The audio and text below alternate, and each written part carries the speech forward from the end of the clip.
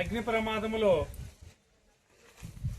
ఇల్లు కోల్పోయిన బాపట్ల బాలకృష్ణాపురంలో ఉన్న సమ్మిట పోలేరమ్మ కుటుంబానికి మరి బాపట్ల వాసి బొంత శామ్యుల్ త్యాగరాజ్ స్పందించి వారికి నిత్యావసర సరుకులు, మరి బట్టలు, మరి వంట సామాగ్రి, కూరగాయలు అన్ని కూడా ఆయన అందించమని మనకి చెప్పిన సమయంలో మరి సహాయాన్ని వారికి అందించడం జరిగింది.